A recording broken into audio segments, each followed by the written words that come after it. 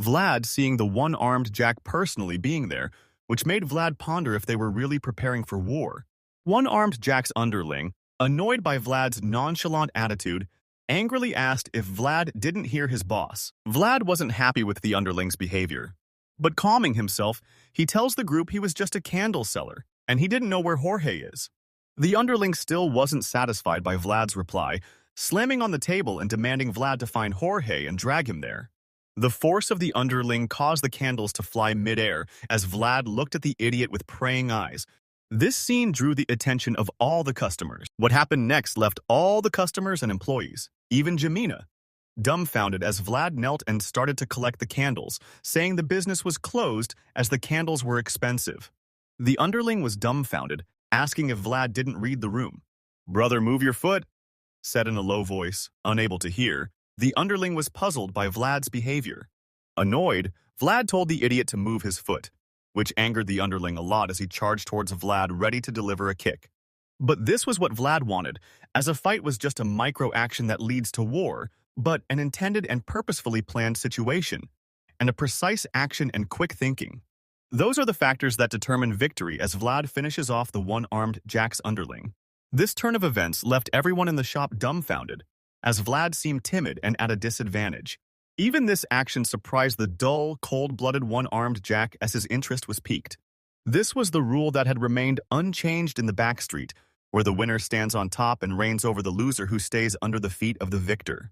The rest of the underlings, seeing one of their group beaten, reached out for their weapons. But a hook hand lifted and one-armed Jack told them to stop, causing the group to halt their charge. Interested with Vlad, he said to him, since his arm causes sound, he hoped he wouldn't be troubled.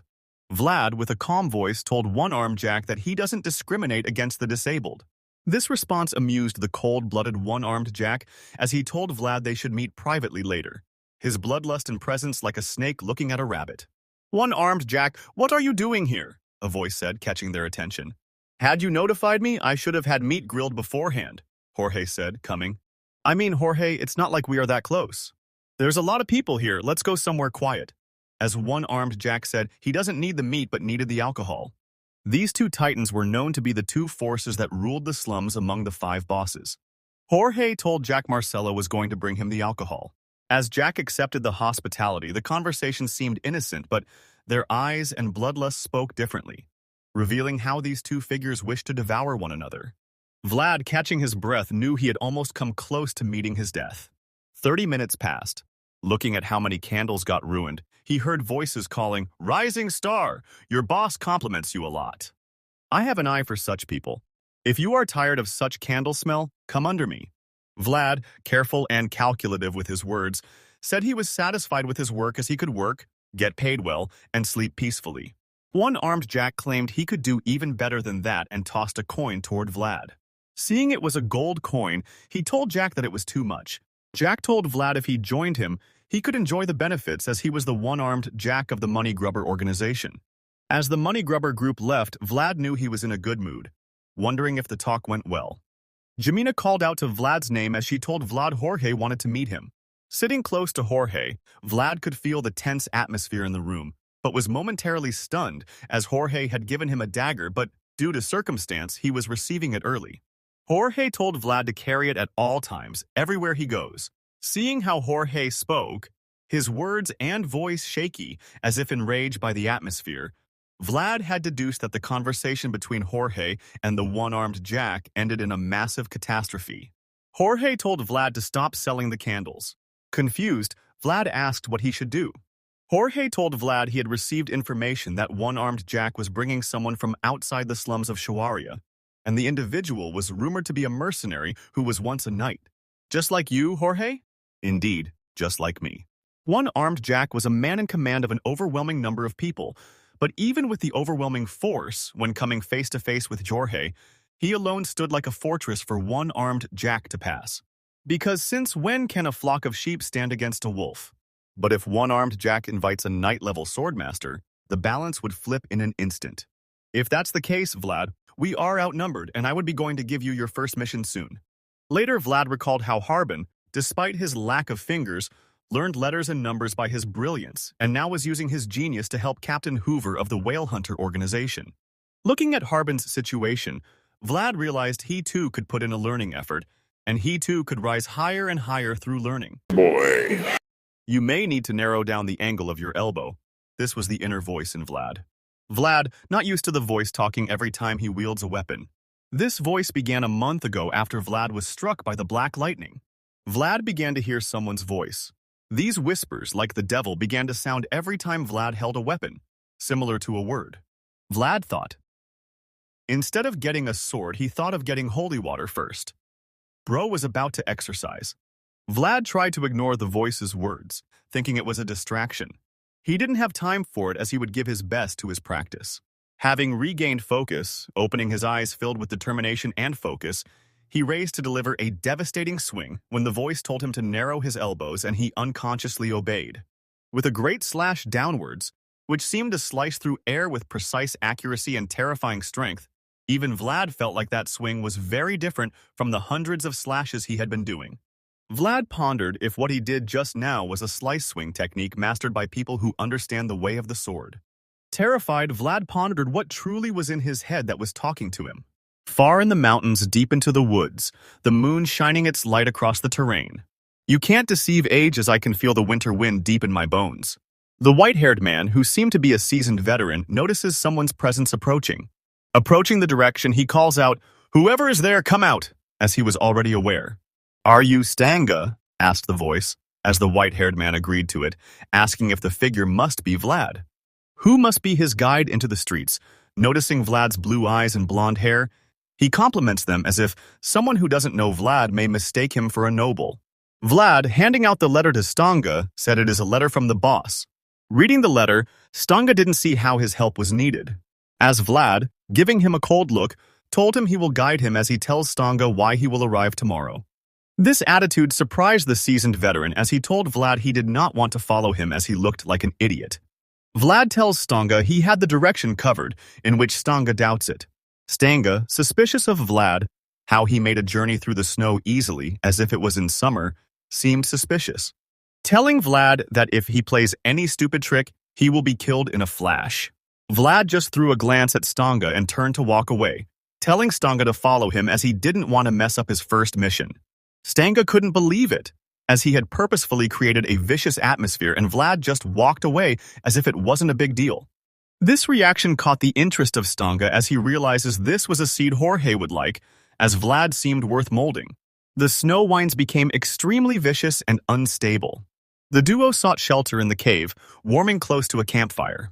Vlad, trying to get a glimpse of Stanga, was surprised as Stanga's gaze was already at him. "Why do you keep staring? Never seen a retired knight before?" "Not up close." "Are you serious? You look like a bumpkin." "Where are you from, Stanga?" "Dacia," replied Stanga. "Really? Sounds like a village town's name. Hope you lose your way so I can cut you down." "Why so scary? Can't I just make a joke across?" Noticing the fresh beef jerky, Stanga asked if his share was included. Vlad denied, asking if Stanga does not have anything to eat. Stanga had, but looking at his unfresh beef didn't look happy with it, saying Vlad's jerky smelt bad. His drooling of hunger said the opposite. Stanga proposed a deal to Vlad that he can ask him anything, but in exchange for 3 questions, each question will be exchanged for a jerky. Vlad was suspicious of Stanga's proposal. If you wanted the jerky, you could just have asked. Being broke isn't a crime. Stanga, trying to hold himself, gave Vlad the question proposal as a way to save face. As he told Vlad, knights give compensation for a favor. But Vlad questioned if he wasn't retired.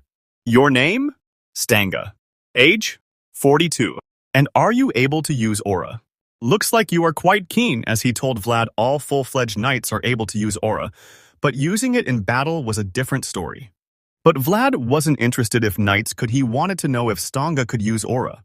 Stanga, confident in himself, and Vlad noticing this was a chance many had never been able to see up close, offered all beef jerky. Stanga, seeing the reward was bigger than what he agreed on, disagreed as he said he would take the amount agreed on. Drawing his longsword from the sheath, Vlad was deeply keen in his focus at Stanga, as he couldn't believe he was going to see it. Raising his longsword and in a stance, Stanga calmed himself and closed his left eye, in which Vlad curiously asked why he had only closed his left eye. For one to use aura, One had to bring up his own world within his soul. As he told Vlad to look closely, blue flames covered his blade. This was the essence of the night. As Stanga's stance grew, an overwhelming force was released. This scene shocked and excited Vlad. And this, ladies and gentlemen, is an aura power that only a few knights wield, and even fewer are able to control such power. A few hours later after the incident, the duo had arrived at the Shawaria slums. Why are we sneaking in? I feel like a bum, as he, as a knight, had honor. Deal with it, as I can't bring you through the main gate.